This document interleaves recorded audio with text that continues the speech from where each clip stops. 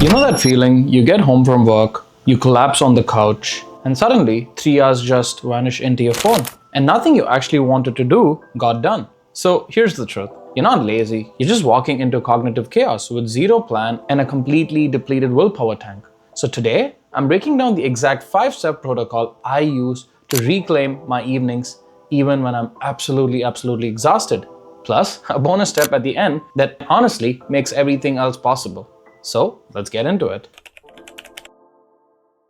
Step 1. Before your evening even starts, you need to get crystal clear on what must happen. Not your wish list, not everything you'd like to do, not something that sounds fun, but your 2 or 3 non-negotiable items. So here's what I mean. Just as an example, work on my side project for 45 minutes, exercise for about 30 minutes, take my dog out for a walk for 20 minutes perhaps, and read after that for another 20 minutes. You see where I'm going with this? Notice how specific these are. Write them down the night before or during your afternoon break or the first thing when you wake up. It just doesn't matter. Just don't please say exercise, say 30-minute walk around the neighborhood. James Clear says this best in his book Atomic Habits.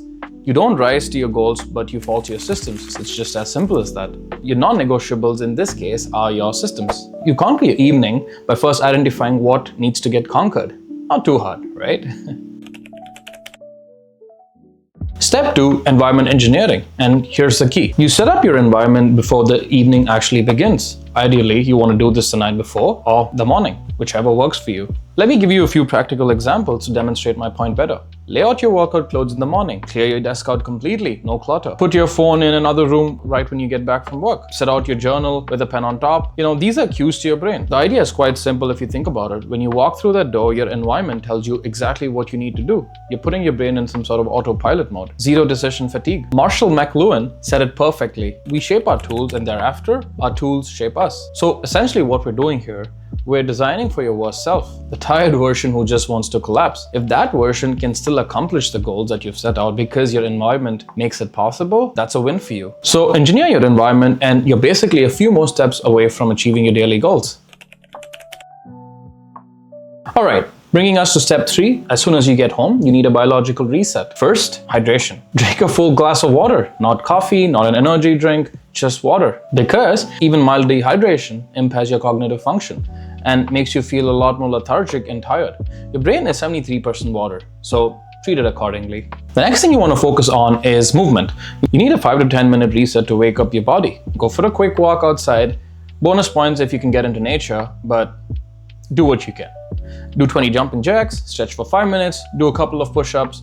You're not really trying to get fit out of this activity. What you're basically doing is, you're telling your brain, hey, we're not done for the day yet. We got shit to get done, so wake up. That's basically the message here. If you have your workout routine set in the evening, like me, that's absolutely perfect. You might just want to get that out of the way.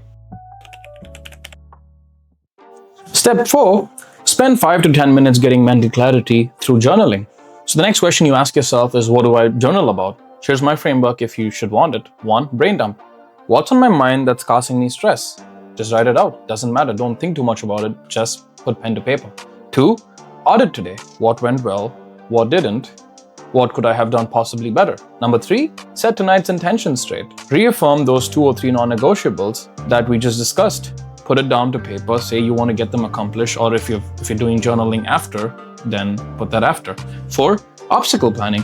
What might possibly derail me tonight and how will I handle it? If you're doing your journaling before and after, note on what derailed you, right? For example, if I feel the urge to check my phone, then I'll do 10 push-ups instead. You see what we're doing here? You're pre-deciding your response to failure points. Your evening success isn't just left to chance. You're predicting every move, you're predicting every failure point, and you're predicting every reaction for those failure points. I mean, the order of these activities don't really matter. For me personally, I like to journal right before I go to bed. Maybe you could do this audit then. As long as you get into the habit of putting thoughts to paper, the cathartic act really starts to make a difference over time. So yeah, try it out. Bringing us to step 5, an aid, if you will. Now, you actually execute using something called the Pomodoro sprints, and here's how it works. 25 minutes of focused work on your first non-negotiable, then a 5-minute break following that. The key element here is no phone during that break, just rest or reset. Now, what you want to do is repeat this 2 to 3 times. And here's a pro tip. Start with your easiest non-negotiable first. Build momentum, get a quick win. Then, what you want to do is tackle the harder stuff. You're not really committing to hours of work. What you're doing is just 25 minutes at a time. The break prevents burnouts and keeps your energy levels up. So I think personally, this technique works magic for me. The minute effect is quite real though. Stack that success. What you want to do is make sure that you get quick wins at the start of the game. That way, when you finish off strong and you have good momentum to work off of. All right, here's a bonus step. The secret weapon that I use: plan your evening during your afternoon coffee break. Because sometimes it gets too tedious to do the night before and your mornings are pretty chaotic. So I get it. So use your coffee breaks during work. Here's what you do. At 2 or 3 p.m., take a 10-minute break. Doesn't matter. Pick your time. You get it. Write down your 2 to 3 evening non-negotiables for the day. Be very specific about the what, the when, and the where. Then visualize yourself executing for 2 minutes. See yourself walking in the door, drinking that water, going for that walk, sitting down to work with all your non-negotiables smacked right out the park. Make it very real in your mind. Imagine this very vividly.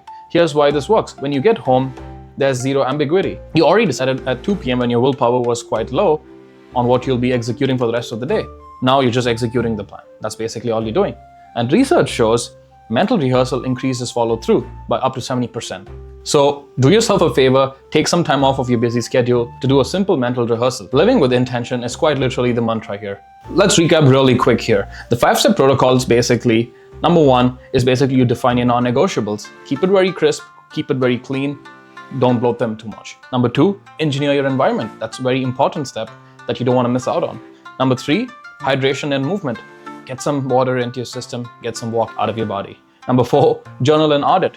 Write down all the pluses and the minuses of the day. Number 5, execute with Pomodoro breaks.